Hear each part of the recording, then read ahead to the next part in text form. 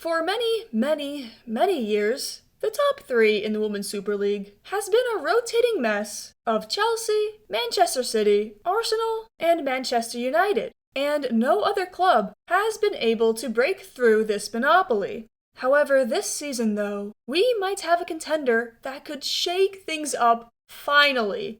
Tottenham Hotspur Women were first promoted to the modern Women's Super League in 2019, and have ever since just really been a mid-table team. But at least they can say they earned their way into the league, instead of just buying their way into the second division like a certain club. Yes, Tottenham started as an amateur club, gained promotion to the WSL2, which was later called the Championship, but then now is referred to as the WSL2 again because God forbid women's football has consistency. Then they gained promotion to the Women's Super League. However, since promotion, Tottenham haven't shown much ambition for their women's side. A large reason for this being former executive chairman of the club, Mark Levy, whose basic philosophy was that it didn't make sense financially to invest in the women's team. Like, this man was advocating to scrap promotion and relegation. Over the years, Tottenham has seen some good talent. Jess Naz, Ashley Neville, Shalina Zadorsky, Alana Kennedy, Cho So-hyun, the Celine Bizet and Grace Clinton era, Bethany England, Hayley Raso, and more. However, they have never really signed a world-class player or had a transfer window where they brought in really competitive signings.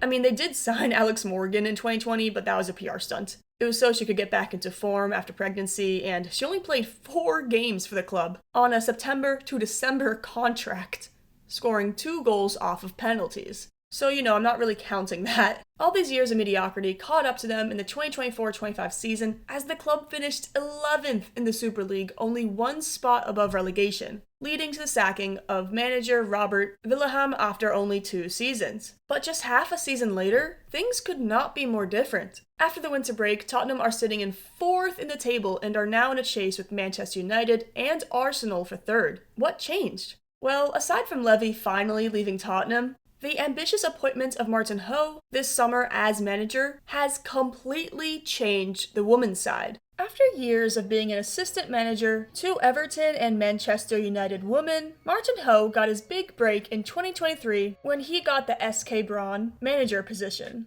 Brann had just become one of the best clubs in the Norwegian top Syrian, having great national team players and winning the league in 2022 as well as the Norwegian Cup. However, they were underperforming the next year in 2023, despite all their talent, and fired their manager mid-season. Ho stepped in when the club was only in 4th place, and while he couldn't fix the league season for Brann, they overperformed in the Champions League under him, forcing a draw against European giants Lyon and qualifying to the knockout stages, where they fell to Barcelona in 2 well-played games. Ho led Brann to finish 2nd to a dominant Vålerenga side in the 2024 top Syrian season, securing qualification for the 2025-26 Champions League qualifiers. Because of his success in the Champions League, Ho was hired away by Tottenham in the summer in the middle of the 2025 top Syrian campaign, where Brann would go on to win the league by 7 points over Vålerenga.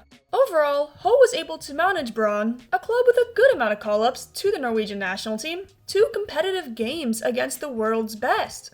Ho's ambition is now seen in Tottenham's transfers. 2 days before his appointment, the club signed a 19-year-old Japanese defender, Tōko Koga, from Feyenoord. A pretty solid signing. But the first indication of a new era came in September when Tottenham and Ho lured Hammarby and Norway youngster Cathinka Tandberg, a striker considered to have world-class potential. And off the jump, it was clear she was bringing a different type of mentality to the squad. What do you think that the goal is for Tottenham this season? What do you guys want to achieve? I said top 3, but then everyone laughed. No, I love that ambition. I love that. We'll take that. You made fun of her then, but they are not so far off right now. Those are the only 2 signings in the summer transfer window. Think about it. Ho has taken a squad that finished 11th last year, added 2 youngsters, lost Hayley Raso and Rosella Ayan, but are now actually competitive even with the same core.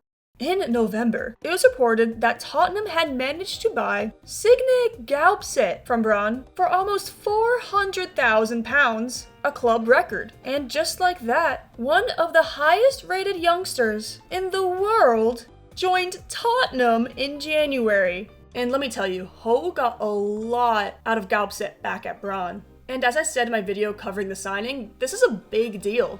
A year ago, the club would not have even tried to make the signing, and Gaupset probably would have not really considered the club over her other options. While fans may be familiar with the 20-year-old Norwegian from her Champions League campaign with Brann, Gaupset exploded this summer at the Euros, being Norway's only good player the whole tournament. And talk about an impact, she got Tottenham's player of the match in her first game on Sunday. Coaching Scandinavian football must have really left an impact on Ho, because right before the new year, he raided Swedish giants BK Häcken for 22-year-old Swedish fullback Hanna Wijk and 21-year-old Swedish attacker Matilda Nildén, whose sister is of course Tottenham's Amanda Nildén. That wasn't it though, as the transfer window had just opened. A few days into the transfer window, Tottenham announced the signing of Tandberg's national teammate and former club teammate at Hammarby, Julie Blakstad. Hammarby are selling all of their players, oh my god! The 24-year-old Norwegian is very versatile. She can play all over the left side of winger, fullback, or left mid. Historically, Blakstad has had more success in the attack, but has developed well in the past year in an attacking fullback role, even winning Defender of the Year in the Swedish league.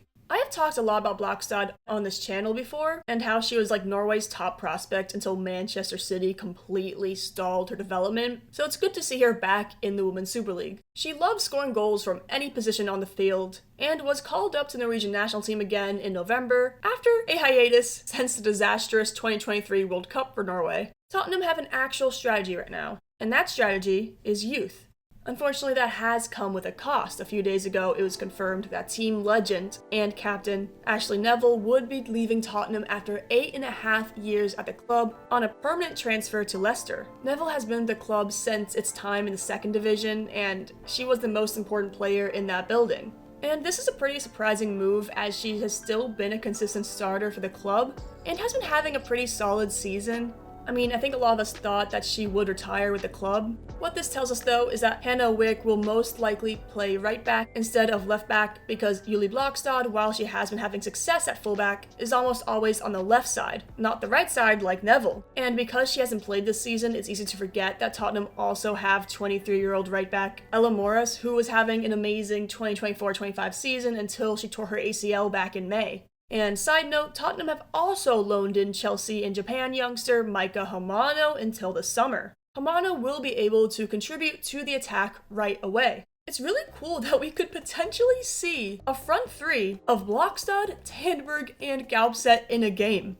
Danish attacking midfielder Olivia Holt ended 2025 really well, and Tottenham just may be the new Scandinavia FC. 25-year-old Jess Naz unfortunately just tore her ACL, but veterans like Drew Spence and Bethany England are still important pieces to the squad. Martin Ho isn't focused on getting the best players in the world. He is focused on getting the best players for his squad, and it's no surprise he would turn to what has given him success in the past: young Scandinavians.